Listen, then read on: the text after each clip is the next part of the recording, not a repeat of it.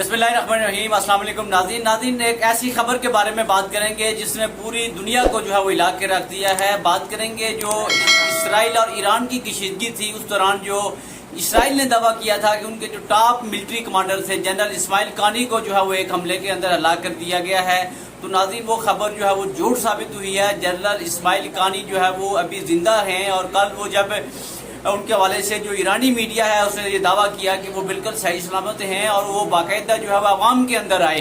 तो नाज़रीन इस सारी सूरत हाल ने जो है वो पूरी दुनिया को जो है वो हैरान करके रख दिया है। और ये वकूआ उस टाइम पेश आया जब ईरान और इसराइल की जो कशीदगी थी ये अपने उरूज के ऊपर थी।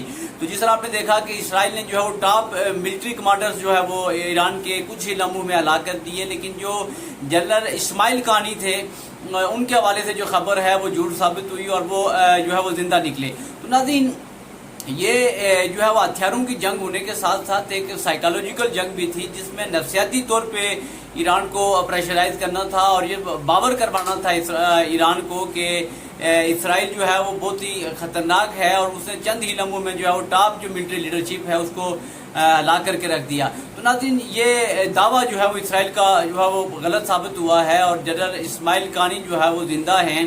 तो नाज़रीन ये मामूली चीज़ नहीं है, क्योंकि ये जो जनरल रैंक के लोग हैं ये बड़ी एफर्ट से जो है वो ऊपर तक आते हैं और इनका मारा जाना जो है वो किसी भी मुल्क के लिए या ख़ासतौर पर जो मिलिट्री कमांड है उसके लिए जो है वो बहुत ही नुकसानदेह अमल है। तो नाज़रीन आप अपनी जो है वो कमेंट्स में मुझे बताएं कि जो उनके जिंदा होने की खबरें हैं जनरल इस्माइल कानी की, इस हवाले से आपकी जो है वो क्या राय है? क्या आप भी जो है वो इस खबर को सुन के शाक हुए हैं या आपका जो है वो रद्द-ए-अमल इस हवाले से क्या था? आप जो है वो कमेंट्स की सूरत में जो है अपनी राय का इज़हार ज़रूर करें।